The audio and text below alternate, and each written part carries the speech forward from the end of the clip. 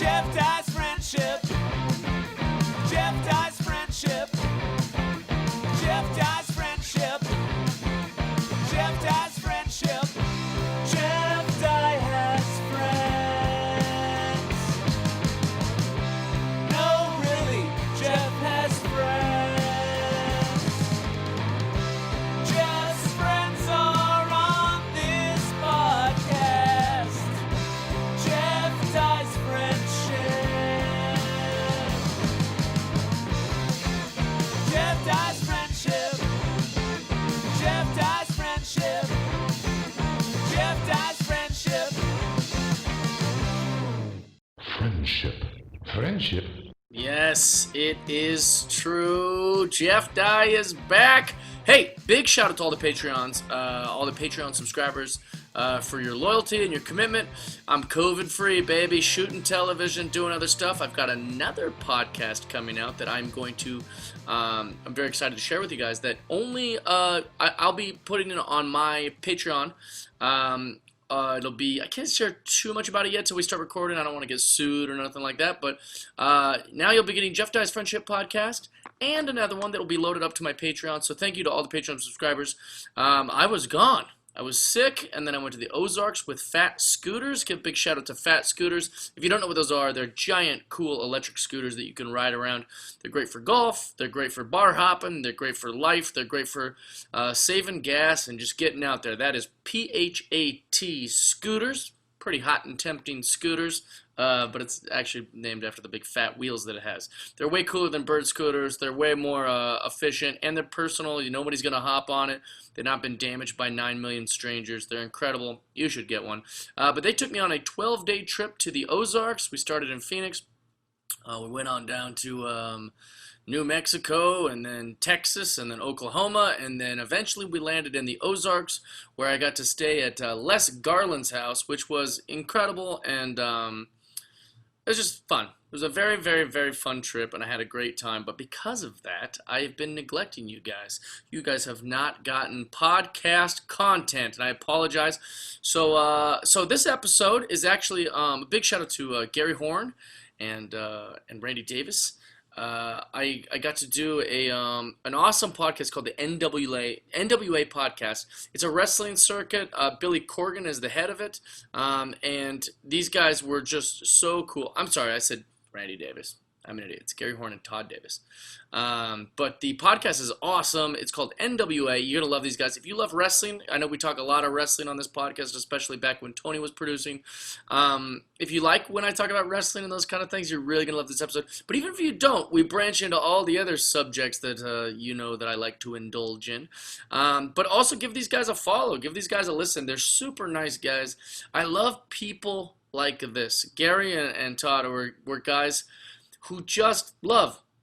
That's simple as that is. They just love. They love comics. They love horror films. They love wrestling. They love sports. They love people. They love all these different things. And it was just so cool to connect with them. I could have talked to them for 27 hours, which, that'd have been pretty good content for you guys. 27 hours. I'd have made up for my lack of posting lately. But anyways, give it a listen. I love you guys. Thank you for subscribing. Give it a share. Give us a subscribe. Give us whatever. I love you guys so much. I can't thank you so much. I can't thank you enough for your loyalty. I'm very, very happy to be back on the pod, back working, back at my house, back giving you the content you deserve. And there's going to be a lot more cooking. Anyways, I love you guys. Thank you so much. Without further ado, enjoy. All right, so we are officially recording. Thanks everybody for watching and listening. I'm sitting here with Jeff Dye. Thank you so much for doing this, Jeff. We appreciate you. Thanks for having me. I always get a little nervous when it's something about wrestling because the internet, here's the thing. I love wrestling more than anything in the world. It's like one of my favorite. I could talk about wrestling. I always tell people, if you buy me a beer and we can talk wrestling and comedy and mascots and baseball, I'll sit there for the rest of my life, However, I get nervous when it's a wrestling thing because of wrestling fans we're garbage. There's a lot of garbage wrestling fans. It's sad but true. There really are. There is no more toxic environment. I'm a huge horror movie fan, right? So I do another too. show about just strictly like movies and stuff, and I found that like horror movie fans are generally like the nicest group of fans. It's like they're just like, oh man, you tried to make a horror movie and it could be like you did it for $40 with like your like home video camera and it's still on VHS, and they're like, fuck yeah, dude, you did it. All right, this is great. Yeah. Great work. But it's like wrestling and Star Wars, they will like eat you alive. Like It's insane. It's they're too passionate for their own good, and then they're all like smart people can be very elitist, and I think that like Star Wars fans are very smart. They're very like intelligent people, so they just like lose their shit. I had Freddie Prinze on my podcast. I don't know if you ever saw that. He does like a Star Wars rant like on my podcast. I did. And they must have put it on like. Yeah, that must have been on a million websites. No one had any idea that it was on my podcast. I have like 4 views on my podcast, but like Jeff, I'm going to be honest with you. I hope it's not anyways, offensive. I didn't realize until right now that it was your podcast. Oh, that's all right. But how great was that? Like Freddie just goes bonkers. Like he just lost his mind. I'll tell you what's bothering me about Star Wars. I know this isn't a Star Wars podcast, but as a comedian, to see Bill Burr on The Mandalorian drove me insane. Yes. I hated it. I hated it so much. What?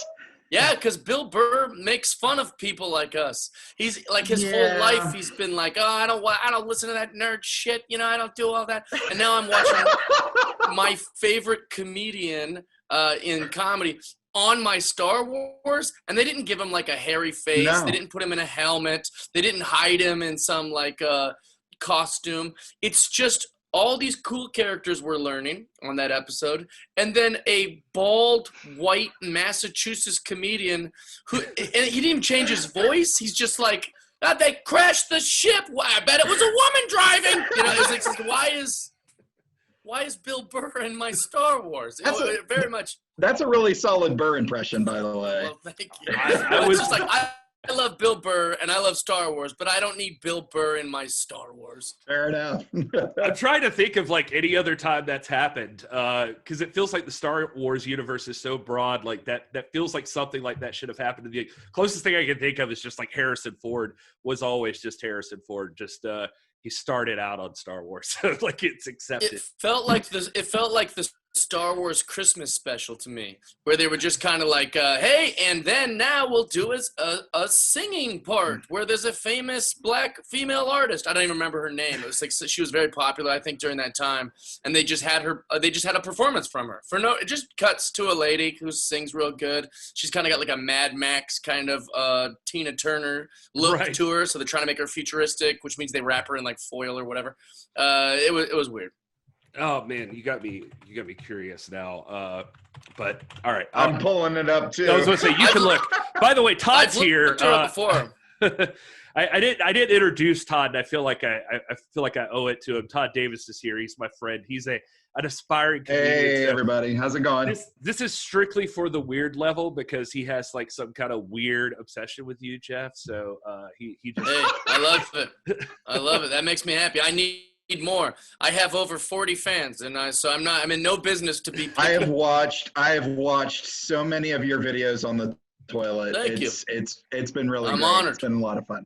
Yeah, it's wait. So are you at work or is that your house? Because those books back there. Yeah, this is actually the conference room at our law firm. It's also the law library. I was gonna say my book books over here. collection is like all like paperbacks and like books with like a dog who's friends with a bird. Those like unlikely friendship books. Yeah. And they're all like toilet books. And then someone bought me like a Finn Balor, like the real rules to WWE. But those are like.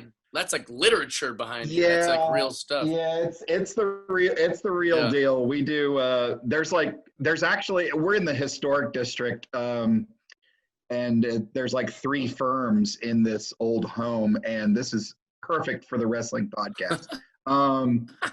But yeah, I asked. Yeah, but it's cool. I mean, I actually have my own office. Yeah. It's just the internet shitty in there. Well, so. When I saw that, I was like, oh God. What are we going to talk to the smartest guy in the world here? Like, what's with all those stupid books? These are just barely for vision. It's just barely. I love it. All right. boys. Well, let's talk wrestling. What do you want to dive into? What are your listeners like? Do they do it like what's going on this week? Or is it just man. like, what is it? We do twice a week live. We do like regular just interviews with people and that sort of thing. It's like pretty loose on everything. And I was going to say, don't even worry about being a smart. Somehow I stumbled into, and then my co-hosts on the live show, neither of which are here now, but one of them is literally a doctor. And it's Dr. Rob Stinson, and he is like a PhD, and he is like the smartest guy you ever talk to. And he loves wrestling, and That makes me happy. Yeah, he constantly like tries to build it up about how it's actually high art and all of this stuff, and we're all still kind of like, well, we're glad you love it, but sure, okay. And yeah, well, I think it's definitely like it's drama, and it's a theater, and it's physically challenging. I just think that it's not the most sophisticated art. I disagree with him. I think it's like very low in sophistication, but that's why it's awesome. Like that's what I like about it, is that like it's just super cool. Like that way pro wrestling does heel turns now. Like a heel turn used to be like a thing you really worked up to, if it even ever happened. Like a lot of the old wrestlers, they stayed a heel their whole career. Yeah. Ted DiBiase never went babyface.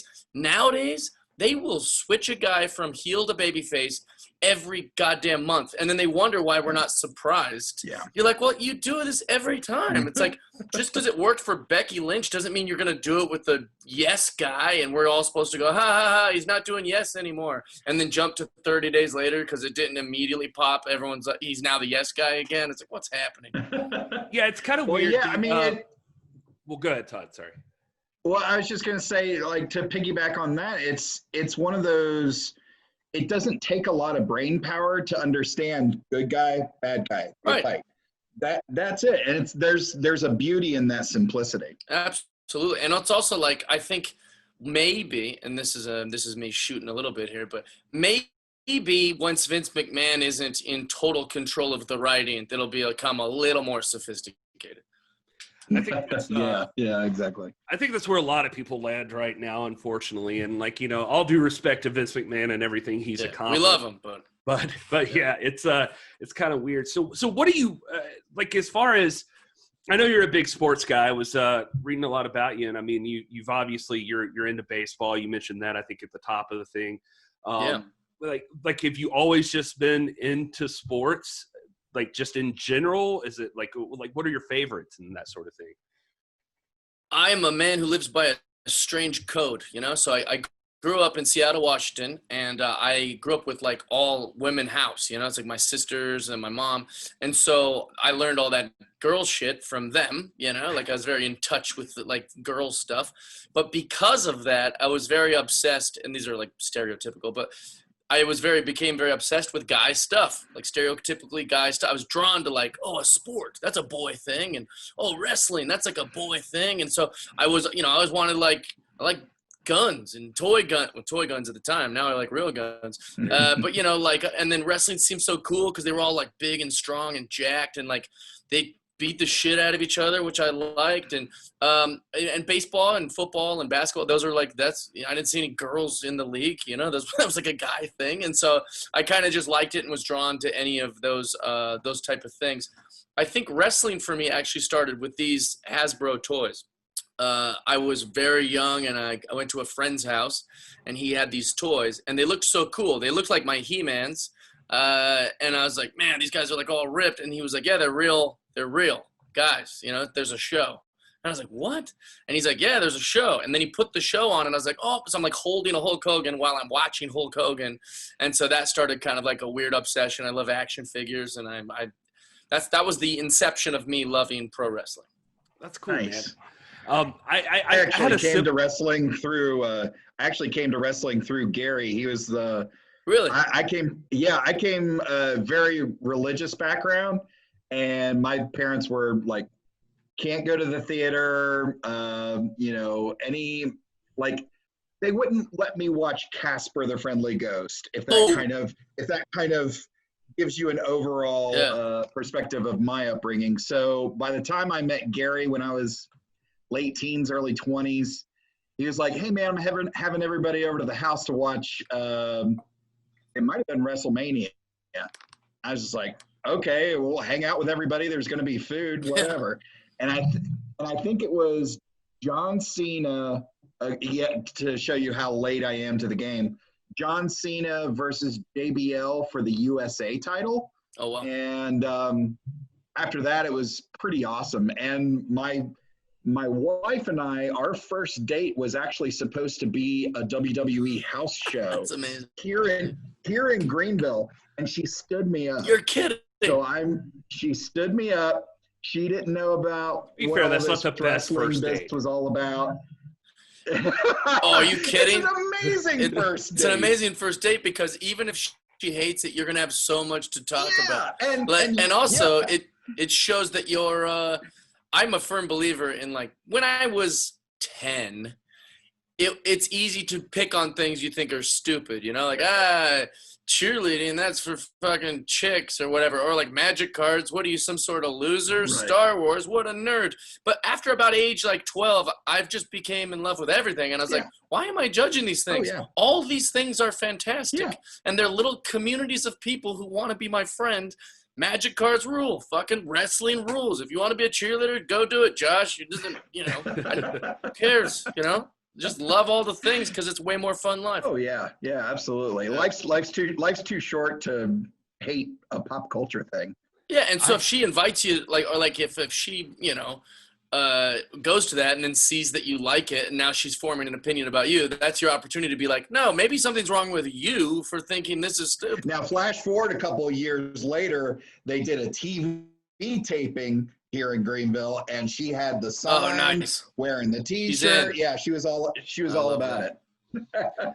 I really like the idea that you came up in this female-led household. I thought that was kind of interesting. You were talking about that because that's like literally exactly what I went through. Like, I was raised like my dad and mom got divorced. My dad was gone, and then I was like living with my mom and my grandma, and so I did the exact same thing. Like, I latched on to all of these things. Like, I was like seeing other dudes playing catch or something, and I was like, I gotta learn about baseball so I could be like a baseball guy and like all of this stuff. So it was kind of interesting. I remember having a breakdown one time at my house being like, can we just get some fucking shampoo? I don't need it to smell like apples, and I don't need full body, natural highlights. Like, can I just want to wash my hair. So, What, just get a bar of soap, something the men on TV use, Can I have some of that? Yeah, come on, man. Anyway, so that's interesting. So, like around that time, for me, it was the Braves and wrestling. Like, I was huge into the Atlanta Braves. It was like, you're like Ted Turner. He loves the Braves and wrestling. Yeah, exactly. Except, far less money. But it builds you up because, I mean, it set me up my whole life because as a wrestling nerd and as a Braves fan, I was just set for disappointment for it was like every year it was like, I guess that's the beauty of wrestling, at least. Like, everyone gets the strap. Like, I mean, like every wrestler, I mean, it's insane. The only rule to like be in the WWE Hall of Fame is like, don't kill your wife and son. Like, I mean, I think that's the only rule. And there's still like 90% wrestling fans are like, come on, put Benoit in. Like, I mean, like, it's say insane. The same thing. There's still like a debate. Our president is in the WWE Hall of Fame. Do you realize how insane this is? Yeah, just fantastic. Anybody can make it. I totally forgot about all of that until you just said it. And then, my like, God. there's going to be certain wrestlers like Roman Reigns if he ever retires, which really retires, they just kind of die. He's going to literally, they'll be like, he was the 95-time champion, 20 of them Intercontinental and 75 of them Universal. I mean, it's insane. Yeah. So you'll always get to see your guy win, I feel like. Yeah, so when you were growing up in like Seattle, was it like WWF is like what you were into when you were growing up? Yeah, I only watched WCW and WWF, and I was a perfect age for each era. So when I was young, like when I was like first got into it, I think I was like 6. It was an Indian versus a clown versus a cop versus a sergeant, and so it was very perfect for a 6-year-old. It was very easy to understand. I was like, okay, the guy with the American flag who goes, oh, is the good guy, and then he's gonna fight the Iron Sheik, who's the bad guy because he's not from America. Right. And so I got it, like it was very easy. But then as I started getting older, like the company perfectly aged with me. By the time I was in 9th grade, that's the Attitude Era, where they're like doing suck it and flipping each other off. And there's like a bald guy who drinks cheap beer and doesn't give a fuck. And so that it was perfect for me. Like, like it was perfectly aged with me. But I never watched like the indie stuff. I didn't even know it existed. I had a black box, one of those scramblers because we grew up poor, and it had ECW. And I was so into ECW because I was like, they're doing real wrestling. Yeah. And actually I was kind of I've always been, I'm good at exaggerating while maintaining honesty as an adult, but at that age I was just a fucking liar, So I would like go to school and I'd be like, last night on ECW, Sabu like hit a guy in the face so hard and they think he might be dead. And it's like, that's not true at all. I just watched him use a pool cue. And, like, I was just like, I wanted everyone to go like, no, wrestling's real if it's ECW. And so, that was all the wrestling I watched. And even to this day, I still haven't watched AEW yet because it's just been foreign for me to watch a new thing. That's all. But everyone I know says it's awesome. Yeah, I'm not super like. Obviously, we got under this track of the NWA, and I was gonna say it's funny. You talked about the examples you gave, and who'd have thought nowadays Iron Sheik was always the bad guy, but he has the best Twitter account, right? So. Oh yeah, he's amazing. but also, I always kind of like bad guys. I've always kind of liked bad guys. I think they're funnier. They're like cooler. Like, and I think about that, and that goes far-reaching beyond pro wrestling. I mean, like, who's cooler? Just look at an action figure of Darth Vader and Luke Skywalker. I'm picking that. I mean, come on. It's almost like we're teaching kids to be bad because it seems a little cool. Darth Maul was the bitchest Sith I've ever seen in my life. Yes. And I still had everything Darth Maul. I was like, come on, look at his fucking head, Yeah. So I think that wrestling was a lot like that too. Like the bad guys were funnier. They were always like cooler looking. A lot of times they were bigger because you kind of wanted that David Goliath storyline. And I am just like Vince McMahon. The one thing me and Vince have in common is that I want my wrestler as huge, as tall, as steroided out. Like if you looked at all my favorite wrestlers in the history of wrestling, there's a pattern. They're all giants. It's all big guys. That's all I like. Right. Yeah, I'm right there with you. Like even in my 20s, I totally bought into John Cena. Yeah, he's strong. I was just like this. He's this comic book character, like right off the page, and I totally agree. I was all about it. I don't even care if their mic works bad. I'm like, Bobby Lashley looks cool. Yeah. Braun Strowman's my favorite wrestler of all time until they find a new guy that's 9 foot tall. Like I want him to be gigantic freaks, and I'm actually kind of mean if they're small.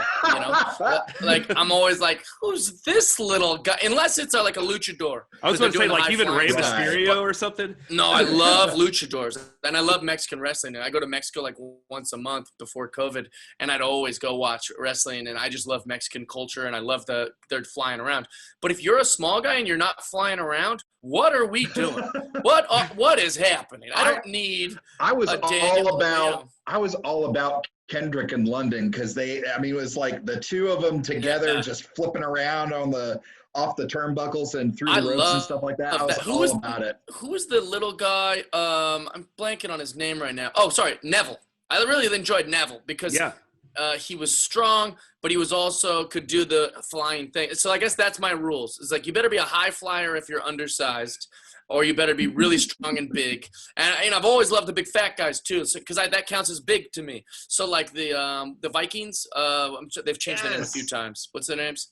The War Vikings or something? Oh yeah, like the War Raiders and War Raiders. They've had to change their name a ton of times. They have, yeah. But those guys are awesome. I love what's the One Man Gang? Who I didn't like his Akeem gimmick, but I loved One Man Gang. The African Dream. I'm not sure that fly right now. Oh my god.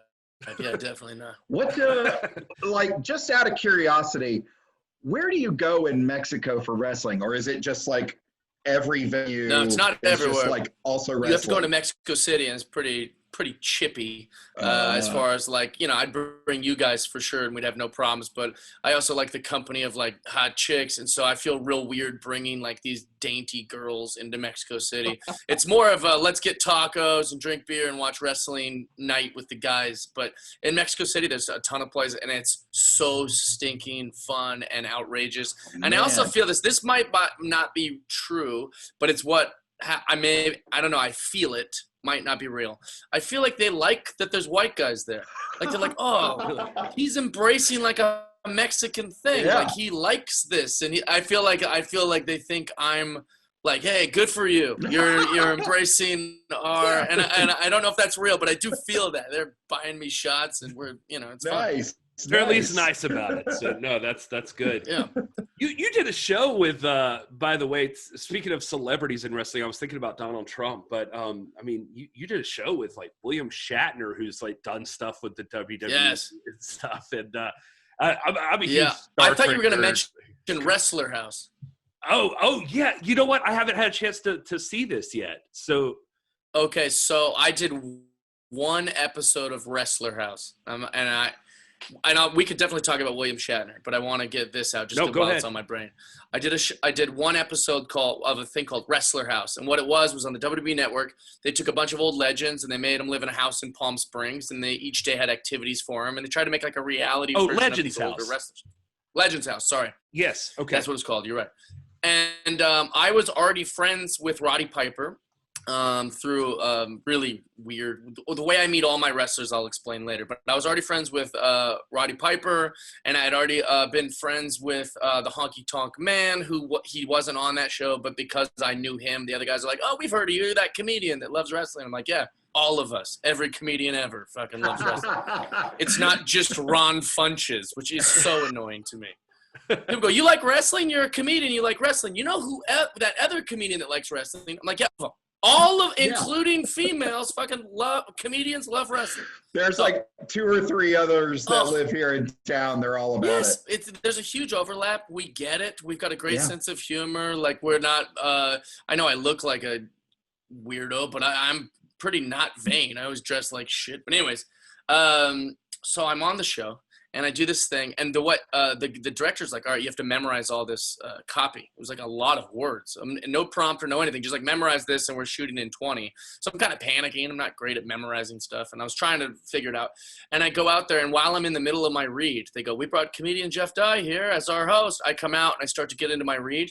Piper just stands up and is like, hey, I know that guy. And he's like, all right, man, now we got to redo all this, which is annoying.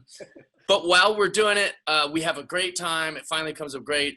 Everything about it was so fun for me and fantastic. I made friends with all the guys, Mean Gene, all this Jimmy Hart, all these guys. And then, but the reason I'm bringing it up is because years later, Jim Duggan is on a podcast, and I've loved Jim Duggan since I was like 6. Yeah. And they go, oh my gosh, you know that you worked on a show called Legends House. And there's a comedian named Jeff Dye who was on one of the episodes, and he goes, "Oh yeah. I think he was a comedian. It wasn't very funny to me." And I was just like, "Why did that happen? Why did he take a shot at me for no reason?" Oh my god. He's also a baby face. I didn't appreciate that. But you gotta It's all admit, that's very like the Jeff most Dye. gentle roast. It's a That's the most gentle roast. Gentle roast. Like, oh, you're not funny. Oh, Yeah, but he's like a okay. lovable guy who like runs around. I mean, there's a lot to criticize when you're Jim. Right. If I'm gonna make fun of a wrestling gimmick, Yeah. I was like, come on, man, why'd you say that? Yeah, it's very weird. But anyways, so if Jim Duggan ever hears this podcast, or if we make a clip of this, you broke my heart, man, and I don't need an apology, but come on, let's be friends. I'm going to be honest with you. I Jim feel Duggan. like it's going to be a goal of mine in life to get you both back on someday. Like, just have you. Thank hash you. that I out. need that. Yeah, he's my childhood hero, one of them. Right. That's messed up. What do you guys think about, like, have you guys been watching WWE or AEW or any of the stuff during quarantine? Yeah, it's weird. It's honest to God, man. It's the toughest thing right now. Like even as we were setting this thing up, and Todd was telling me he had you to be able to come on. I'm like, God, this is cool, but wrestling right now is so weird, and it's just everything's weird. I was actually going to ask you about that in general, just in regards to comedy too, because I'm really curious about that, because I feel like you kind of hit on this. Like wrestling and comedy have like a lot of overlapping things. I feel like even as far as the touring and just a lot of the aspects about it would be road life, everything. Yeah, exactly. The road life of the whole thing. But yeah, man, like we cover, the NWA a lot, and they're not doing anything because they don't want to, like the studio show. It's a smaller packed house than like even WWE and AEW are doing. But to answer your question, sorry, is that I don't know how I feel about it. It's weird. It's like they went from like having no one in the audience, which I think does not work at all. Like it feels like a comedy show wouldn't work without people laughing. It seems like. Sure. And I don't feel like wrestling works very well without people reacting. And now they've gotten to where they like let wrestlers, like other wrestlers in the building, stand around and they make noise and stuff, which makes it a little better. But wrestling lends itself to that like feedback from the crowd, I think. Yeah. So it's kind of awkward. Have you been watching? So I haven't, and I started to at the beginning because I watch it every week. But the beginning of quarantine, I was just like, "What is happening? This is brutal." Yeah. And I was just like, I feel like as a wrestling fan, you're always defending yourself. It feels like that, at least. I don't know why, but being a wrestling fan is like being like a Christian nowadays. You have to, you love it, but you don't tell anyone. You don't say it. And everyone's like, it's fake, right? And you're like, not to me, all right? So I also feel like since we're always having to defend wrestling, this is pretty hard to defend. The crowdless wrestling, like if your friend's over and they're not into wrestling, they watch you watching that, they're kind of like, ugh. And I'm like, I know, it's pretty cringy. They're also not really like, at least in the first few weeks, they were still doing really big kind of theatrical mic work and acting stuff, almost pretending that there was people there. It's like they weren't addressing it. And it felt so yucky that I was like, I'm going to take a break from watching. And when crowds are back, I'll start watching wrestling again. Yeah, the only positive that I can see is that kind of like when some of the mics pick up players on the sidelines, NFL games, you like hear some of the talking and hear some of the background. Where that comes off is if you catch them signaling the moves, then it really breaks that. I thought you were going to lead into it. I was like, I don't think that's supposed to work for wrestling. Like if you're just hearing the guy, right, yeah, not even a headlock, and like, you're hearing those. I got the shits today, man. This is the worst. Yeah, exactly. But you're hearing go for the finisher. We're getting told it's over. Right. You're hearing a lot of you're hearing a lot of those connects a lot louder. Okay. So there's that, but. Yeah, without that background, it just doesn't work. And like to see some of the guys come out and try to do like their big top of the ramp maneuver or signature thing to no one. It's real weird. It's really, really awkward. Yeah. I saw a clip of AEW where I don't know. Like I said, I haven't been following AEW yet, but I guess Jake the Snake is managing a guy or is something, because they sent this clip. Like I have a wrestling thread of a bunch of my friends in this thing, and the clip that was in there was a guy in the back locker room attacking three guys, and I thought that felt good. It kind of felt like the 2000s, like when they did all the things like kind of in the back areas of these centers or these arenas. And I thought that looked really cool. I was like, oh, this kind of feels nice, but because you don't need a crowd for that. Yeah, well, I mean, I think with the last WrestleMania, like a lot of that stuff was pre-taped, and I feel like they were able to take those matches into a more cinematic, give it a more cinematic look, which is kind of cool. But I mean, that's literally what they call it now. They call them like cinematic matches, and it's a weird thing that's happened here recently. If you haven't seen it, it started with like an Undertaker match. Him and AJ Styles at WrestleMania, which the first time was kind of cool because it was fucking Roadhouse or something, and you're like, okay, Yeah. I'll take this. And Undertaker's old, Yeah. and so it's kind of cool to see him. He's just in an action fight scene. But it's like now they're leaning into it too much, and so it's like every other match is like one of these kind of matches. You're like, this is not it. And like you said, in the locker room stuff, it feels like they would also lean into that. Like, maybe don't make people come out and stand in the middle of the ring and try to address a crowd that doesn't exist. Like, Right. that doesn't seem to make sense. Yeah, it doesn't make no sense. But they do it. I don't know. I don't really like the cinematic matches. And it's funny because I'm a big like horror movie guy as well. I'm like obsessed with horror movies. So you'd think I would like that because, you got the Bray Wyatt Fiend character. And I'm a big, I really do like AJ Styles. I'm currently upset with Undertaker. But I thought that could be fun. But it just felt like a movie that had no storyline leading up to the final conflict. It was just like, well, what? What are these guys? It's just so weird. Yeah, it's really odd. Why are you upset with Undertaker? Like I feel like he's taken advantage of us as wrestling fans with the retirement. I remember like 4 years ago, he did that retirement where he left his shit in the ring. Right. And literally me and my buddies, it was like so vulnerable. It was me, all my wrestling friends, and then D'Lo Brown was at my place. And D'Lo was like, gave like this little speech like, man, that's one of the best workers in our company. I mean, this guy's a legend to keep one character that long. And he gave a big speech, and we all were kind of like teary-eyed. We're like, man, Undertaker, it's like really, and then like he's in all it takes is a month of home with his wife to decide he wants to wrestle again and come out of retirement, or some Saudi prince money that he just can't say no to. It's like, how many times is this creep going to retire and tease us and make us feel all warm and fuzzy for, I was pissed. I'm pissed about it. That makes sense. Yeah. So, Pick one. Right. You can't have Just pick 25 last rides. How many last rides? There's one last ride. I mean, to his last credit, ride, you have almost. as many as Vince will pay you for, which right now I guess he's desperate. Will just pay whatever, so you just take it. But no, I totally get what you mean. It sucks as a fan. You mentioned Roddy Piper too. I'm curious about that since we got the movie crossover too that can always work. Yeah. I'm a huge Roddy Piper fan. Now, granted, I don't know him personally or anything like that, so he seems like a wild person.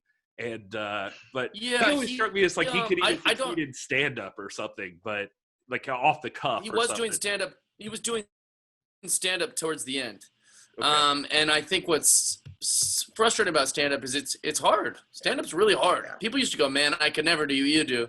And now everybody thinks they can do stand-up. We have like reality stars doing it, and like John Sally, like Ron Artest was doing it, like Gronk. Blake Griffin thinks he's a stand-up comic. Right. Mick Foley. I don't need Mick Foley taking club dates. What are you doing, dude? Like, and don't get me wrong, I love Mick Foley, but come on. Well, I went to when they let Snooki do WrestleMania. Yeah, I went to a Mick Foley show, by the way, because I was like, all right, this is interesting, but it is weird because I felt like obviously it works for him because the majority of the people there are huge wrestling nerds that are probably just like buying up the tickets for that night. Now, I don't know how that affects like other stand-ups at the same time, but it's clearly not a stand-up show.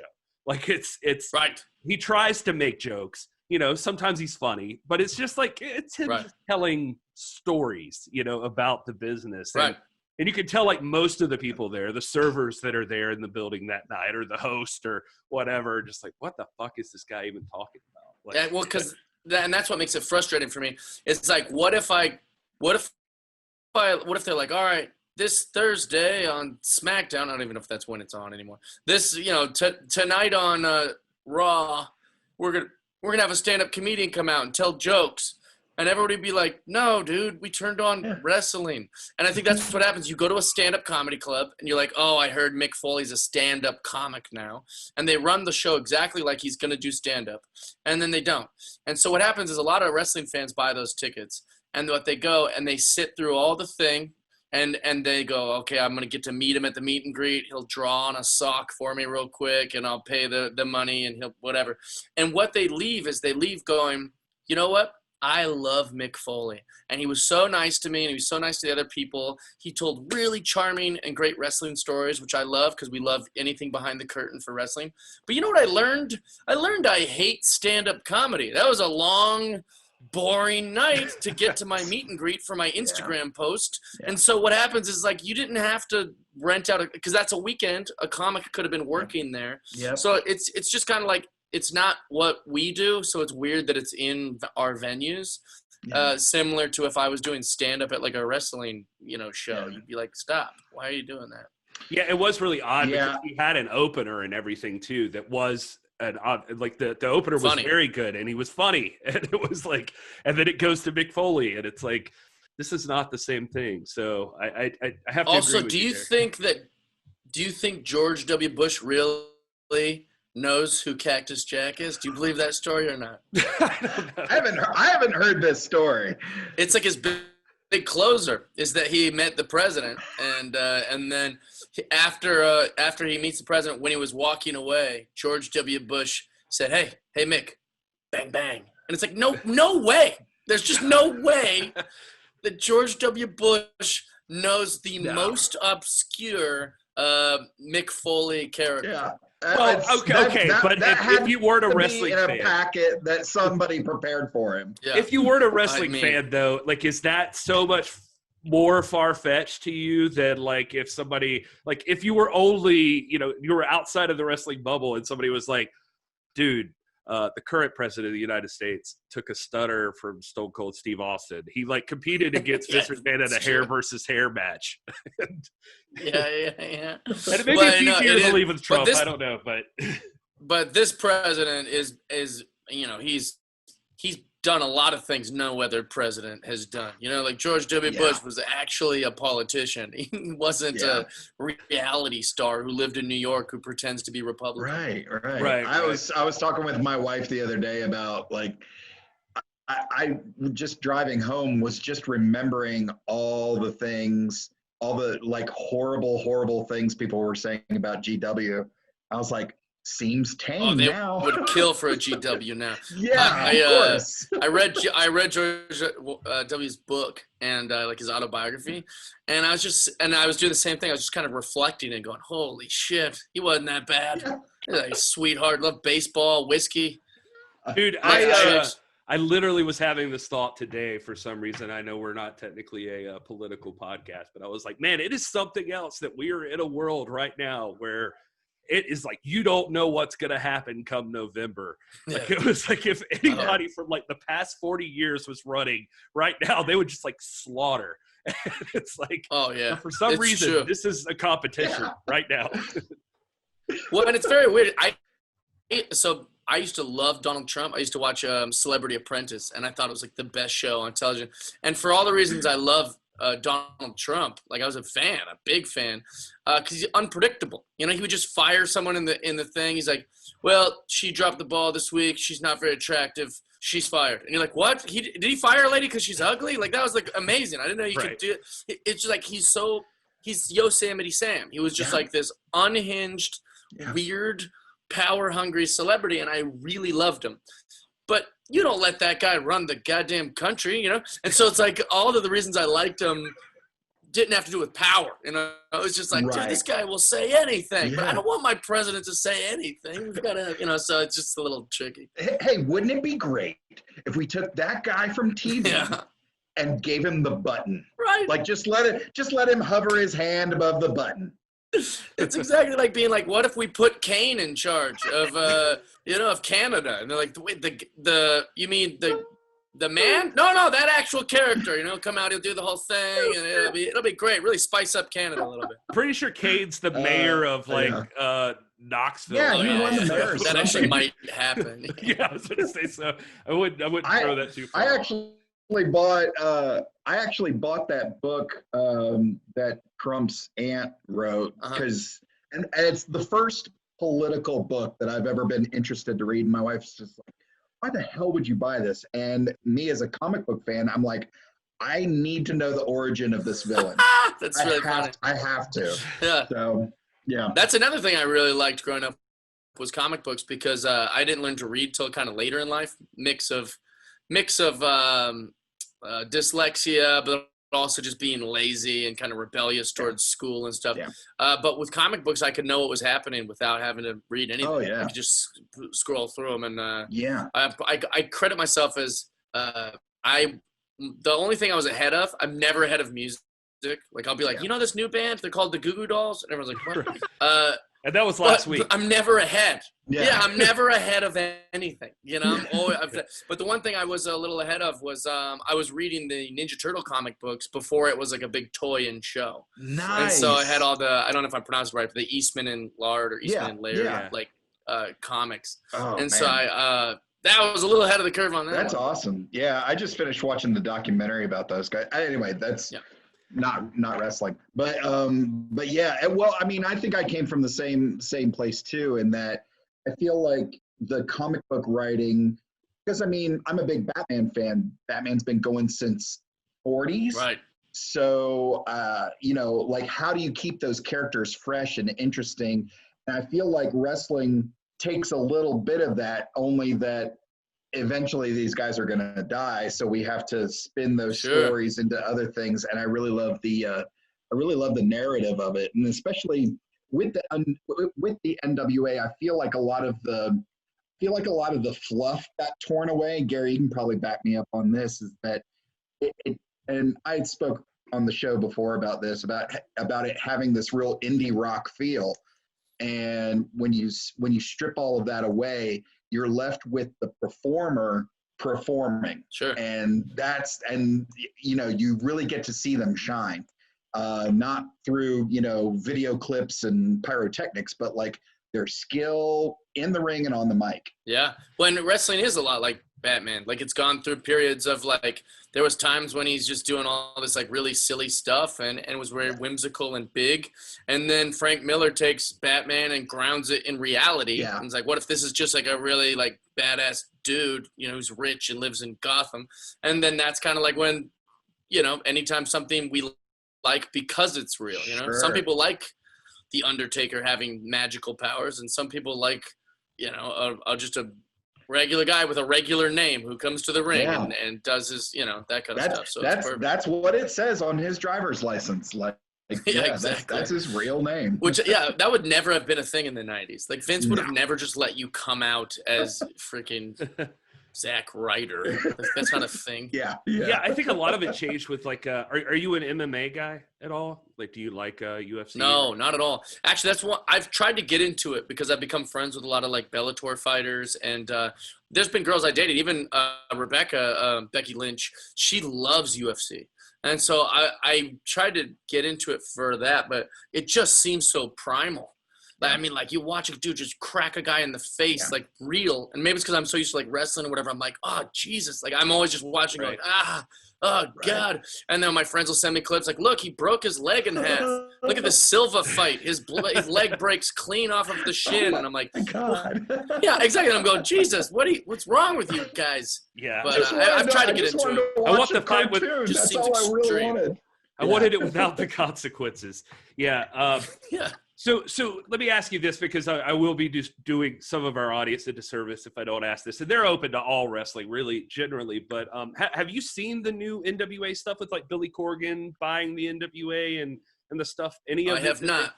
Okay, so you got to check it out. It's on YouTube. It's free. Like you can just watch it.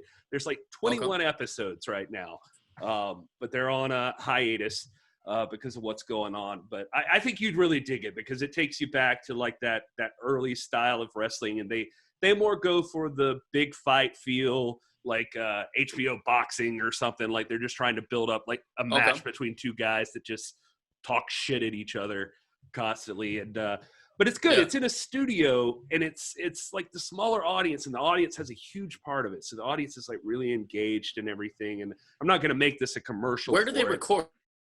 It's in Atlanta at Georgia Public Broadcasting. Like they record in their studio. It's like right down the road from where like Flair and Dusty used to be, like back in the day, like in the 80s and everything. So so it's doesn't the studio only hold like 200 or something? It's like I think it's like 500 maybe, and okay. it's maybe a little less than that. Small crowd.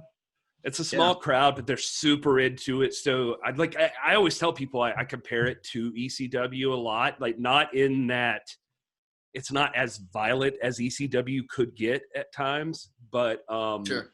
just how passionate the crowd gets into everything. And so I'll definitely watch it. I mean, I've heard for growing up in Seattle and liking wrestling and being like a tall guy, people are always like, you know, you'd like is Billy Corgan. If you ever met that guy, you guys would fucking hit it off. And I was like, really? And they're like, yeah, he's always talking about like wrestling and like he's, you know, grunge music. And it's just, I've heard that probably 100 times from people who have met Billy Corgan in Seattle.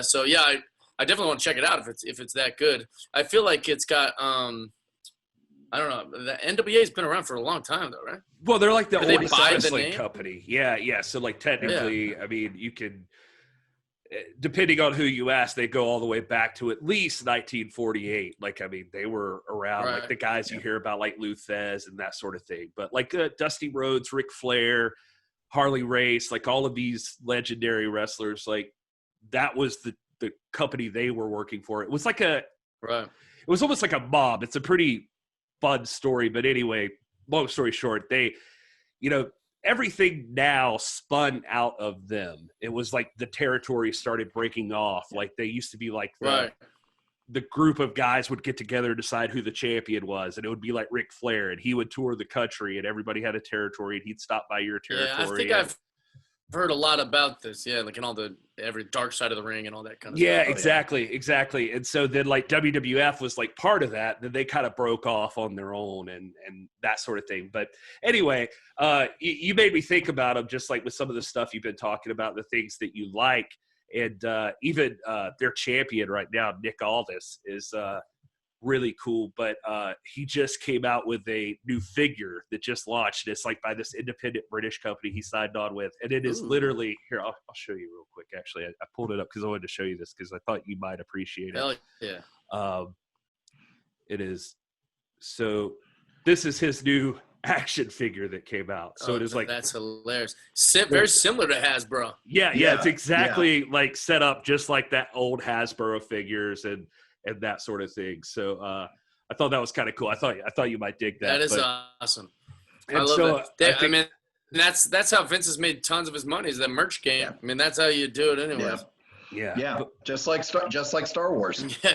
Exactly. So what's it been like for you, like with stand-up? Are you able to go and, I mean, I was looking at your site and stuff. I don't see like many dates or anything, but I think you were just on like Theo Von's show recently. So, and you've done something, but like. I did Theo Von's show because me and Brad Williams were the first comics to go out and start doing shows.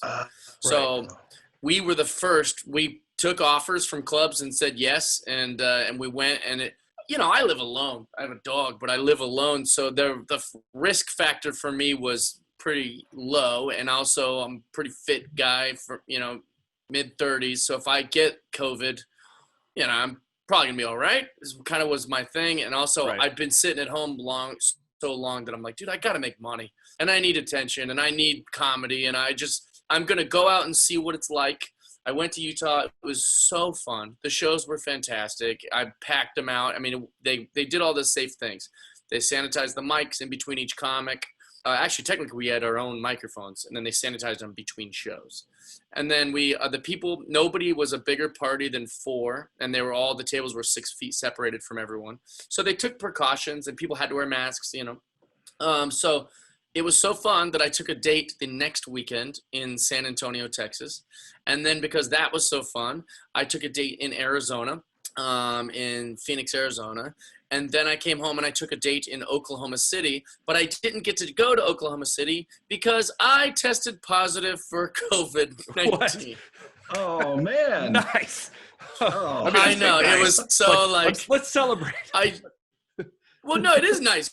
Because that's exactly what should happen to a stupid idiot who thinks like, the world's fine. This is exactly what should happen. If you are the jackass who thinks you can't get it and you start getting riskier and riskier, and I got it, you know? And so I'm taping a show on Fox in the next week I'm not sure the exact dates, but because of that, Fox had to send someone to my house to give me a COVID test. I've never been more nervous in my life. It was yesterday, like in my kitchen. And I was just sitting there with the doctor going, oh God. Because, I mean, that's going to be a lot of money I don't get if I test positive. And I don't get to do what I've been sitting at home wanting to do, like go back to work and make shows and stuff.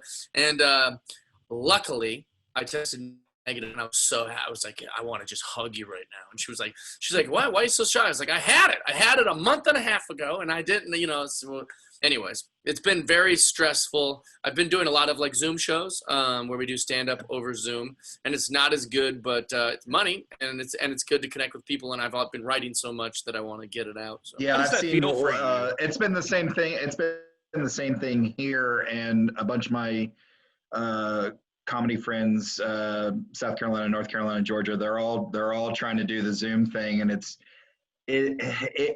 not the same, but you take shows where you can get them, and also like however you can there's get them. been certain shows that have been popping up where you can like go and it's if they're crappy and they don't pay and it's just whatever, but when you take something away from someone, like we're willing to do it. We're whores. Every comic did it for free for years. So it's like, it's not lost on us to go do it for free again. We're like, yeah, I just need to get, so it doesn't feel as selfish because we've all been locked up for 6 months. Yeah. And if you're just safe and you wear your mask and you don't get carried away, that's just the way I've been thinking about it. And so that's what I've been doing. Yeah, it's interesting. I talked with a friend of mine who's sort of been hosting a lot of Zoom shows. And her big thing was, look, because comedians structure their material a very particular way for it to hit the ear a particular way to elicit a laugh from a crowd. But she said, all you have to really do is make it more conversational. Right. And because you're only in a Zoom room with, 3, 4, maybe 5 other people, that's kind of how you have to gear it. Have you found that it's, and, talking about wrestling having to change for COVID, have you had to structure your stuff differently for Zoom shows? Yeah, and I also do a lot of things I'm not proud of. I learned like little stupid tricks that work for Zoom shows that wouldn't work, in a comedy club. Come off, I'm like sitting there. It's just weird stuff. Well, like silly stuff that like if any other comics knew I was doing on the Zoom show, they'd be like, this freaking whore, like every Zoom show, when my dog walks in the room, I always pick up my dog and show him, and everyone goes, oh, it's like such a, I can't do that at a comedy club. And even if I did do it at a comedy club, it's like, that's not a joke there. It's just my dog. Like, it's just so, but, I like to think that I'm an optimist. So I just like to think that this is all temporary.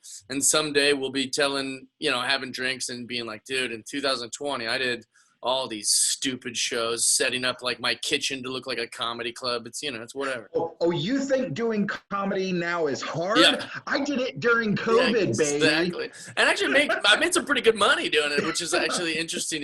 Is these corporate, that might become a new thing or something for corporate events. Yeah. I don't know. It's kind of worth it. Did you like when you said you got COVID? I mean, you seemed like you were kind of passive about it. Did it hit you at all, like in any funky way? Were you like actually sick, or did it kind of just take it easy? Yeah, I had a fever. I had a fever of 100.5, and then I was like, oh no, like this is not good. Ooh. I mean, I was just a little discomfort. But when you're sick during all this, you think, oh no, is it? I think it is, Right. So I had my manager set up an appointment, and I was supposed to fly to Oklahoma City like 2 days later, or the next day.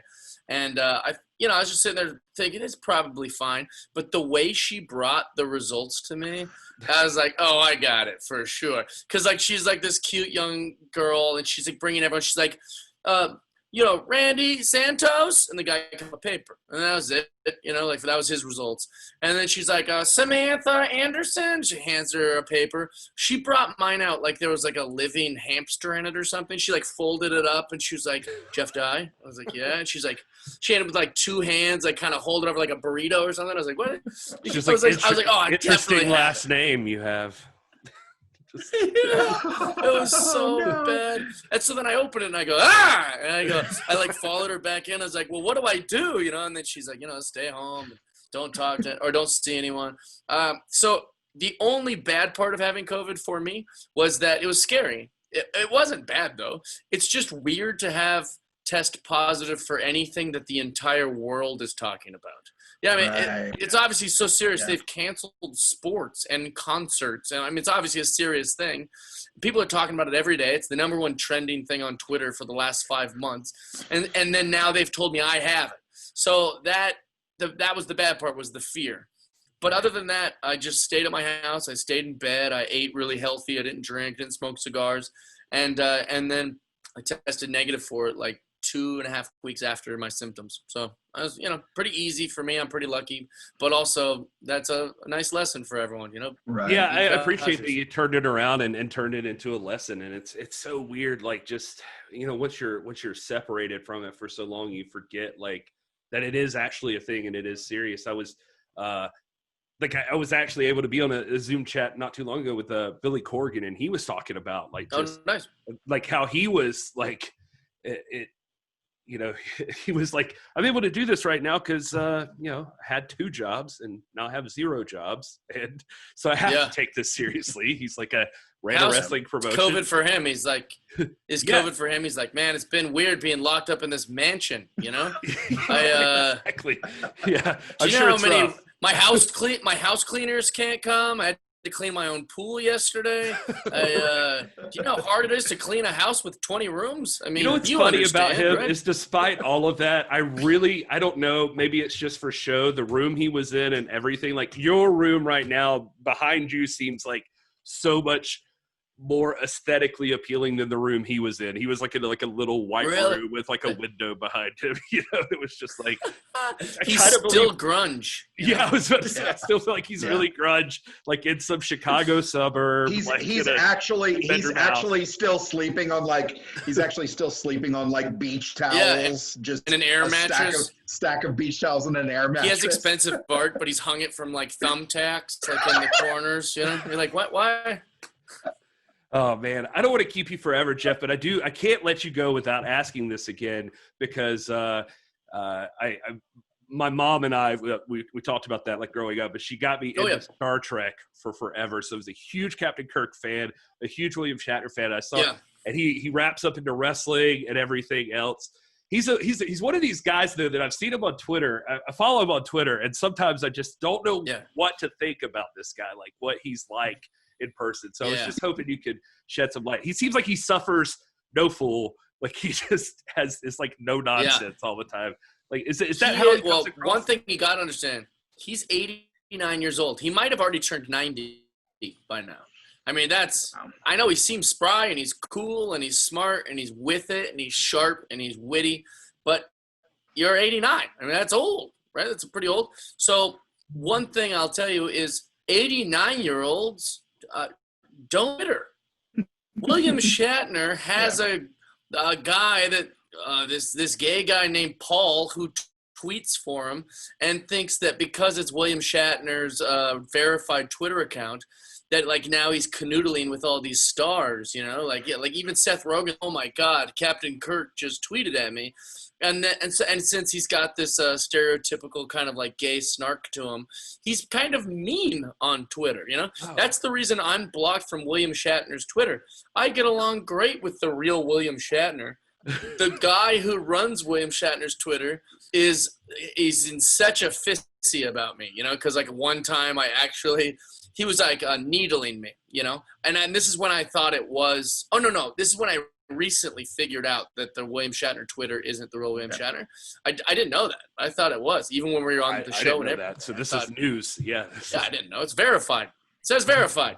So I had just found that out, and so now it's not as fun when Twitter Bill pokes at me. I didn't enjoy it as much, knowing that it's just a guy that I barely know. So I was like, all these other people started piling on and making fun of me too because Shatner one day. And I was like, guys, who's the real clown here? You all think 80, and I think he was like 87 at the time. So I was like, you all think 87-year-old Bill Shatner's tweeting this. No, it's some dude named Paul who has it, and he freaked out that I shared that information. Oh, wow. And he blocked me, and he called NBC, and he's like, we're having a problem with this Jeff guy. He's got a real problem that he's not famous, and he freaked out. And it's like, no, I'm not jealous of William Shatner. William Shatner is a icon, a legend, a phenomenal actor. We bumped heads a little bit because I'm a cocky, 30-year-old on the same show as him, and we're both kind of alpha guys.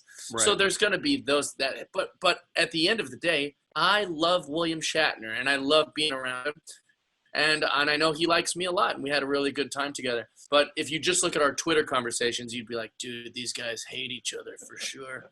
But he's great. He's a very smart guy. He would do a lot of things that we thought was funny because we picked on him on the show. If you watched the show, we teased him all the time because he just doesn't know how to let loose. Right.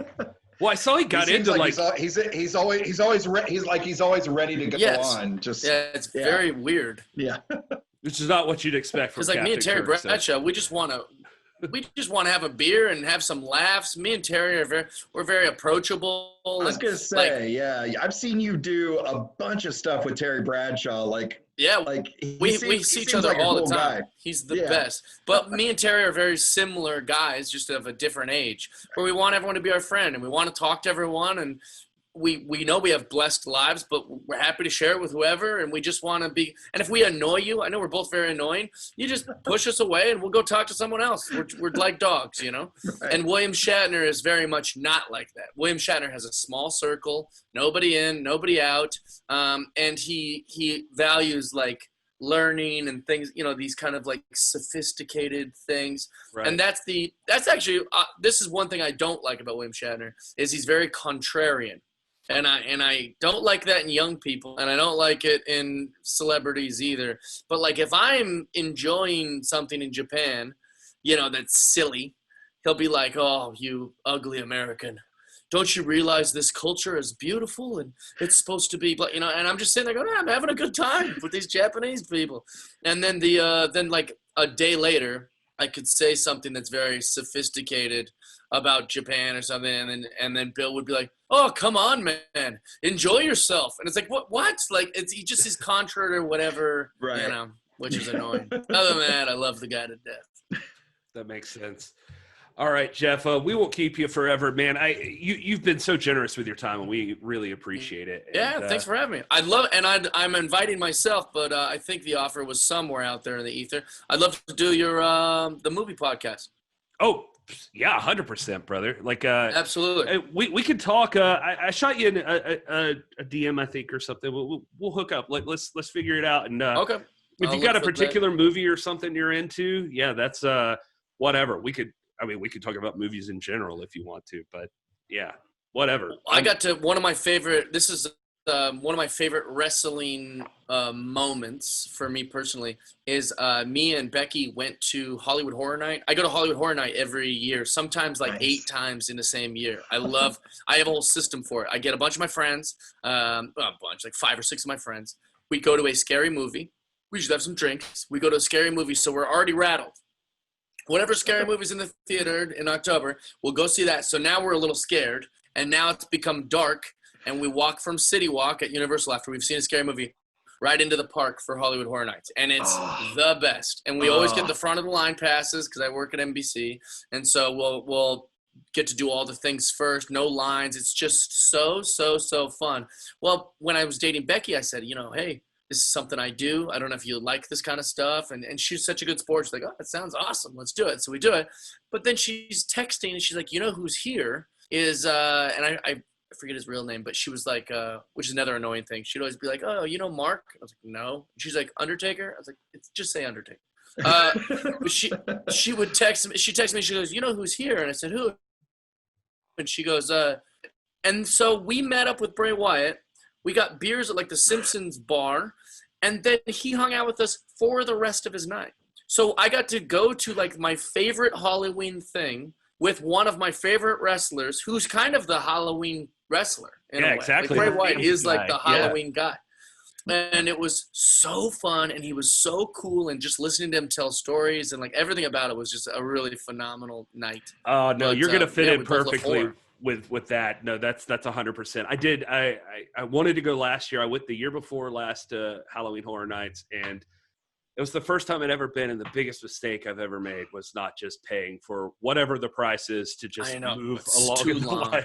Because you're Those literally lines. in those lines for like, you could be in there for like 3 hours, like waiting for When the one. difference is like $90 for like a regular one, and then like $150 for a way better experience. And I know that leap seems like a lot, but that leap It's from worth it if you $90 to wanna do it, $150 is a whole different day. It's like saying like, hey, do you want to watch football on TV or do you want to play in the Super Bowl? I mean, that's how big the leap is. Yeah. It's so much more enjoyable. People kept coming up to him too and being like, hey, are you Bray Wyatt? Like getting photos with him, which of course it's Bray Wyatt. I mean, come on, like the dreadlocks and the tattoos. Pretty unique look. Right. He's wearing his own shirt. You're either Bray Wyatt or you might be my accountant. Yeah. No, I just look exactly like him, and I'm wearing a Fiend shirt. But one guy came up to him, and I was like, I was drunk, and I'm always trying to, get attention and make people laugh, and so I'm pretty silly all the time. And so this one guy comes up to him, and he gets a photo with Bray, like a selfie with his iPhone, and I'm walking up to him while it's happening, 'cause I was doing whatever over there. I come up to him and oh God, does that guy think you're Bray Wyatt too? And the kid goes, fuck, and he just like walked away.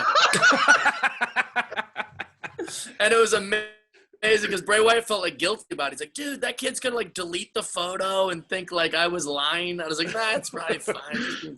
Oh, that's He'll be great. okay. He'll be okay. He'll be Oh, fine. absolutely, man. Well, My dad, and this does, but talking about normal people meeting the famous people in wrestling. My father used to work at a local motor inn here in Greenville.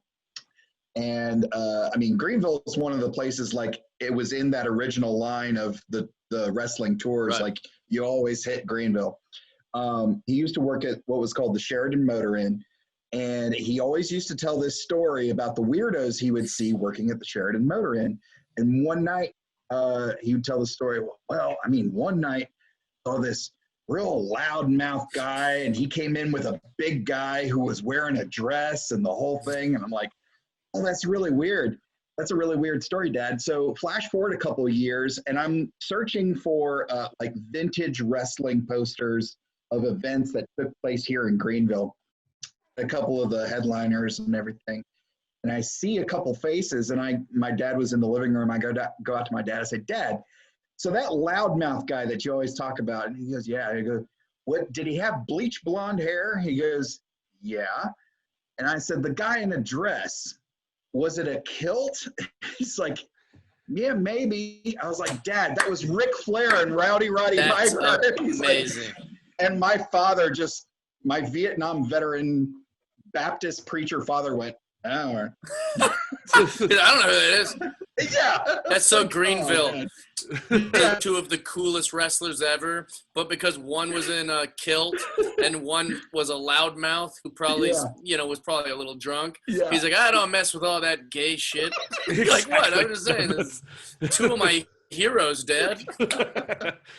No, that's 100% man. how it is around here. But yeah. Yeah. Oh, Jeff, man, you've been awesome. It's been so cool talking to you, dude. Thanks for having me, guys.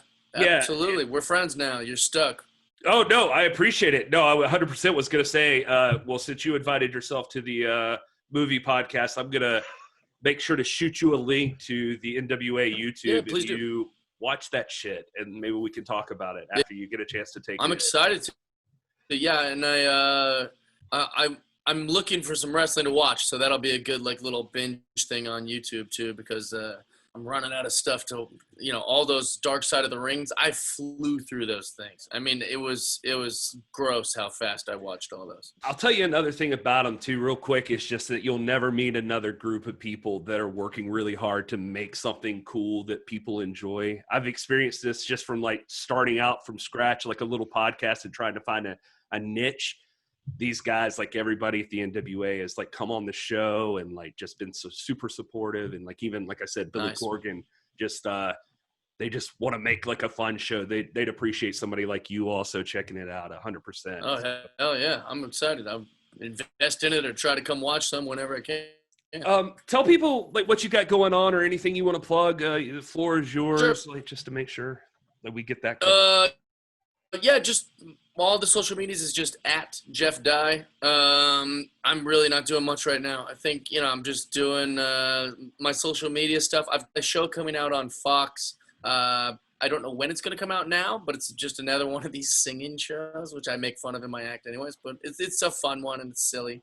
I've also got a podcast, I have a podcast called Jeff Dye's Friendship Podcast.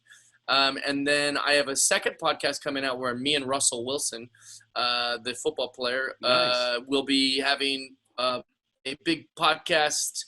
It's called Danger Talk, and it'll just be me and Russell Wilson. But our first guest, I think, is Tom Brady. So it's going to be way bigger than my friendship podcast. I'll tell you that. But that'll be cool. And then, this is my newest little thing. It's so stupid. I don't even know why I'm promoting it, but I've been making masks at my house, and I'm not selling them. They're not for anyone else. They're just for Jeff. But this is not creepy. They're all Mortal Kombat. They're all Mortal Kombat. No, I was going to bring up earlier how like Bray Wyatt like commented like how happy he was about your him giving his finisher to Cyrax or something the other day. Well, yeah, because I love action figures. I'm obsessed with Mortal Kombat. I love wrestling.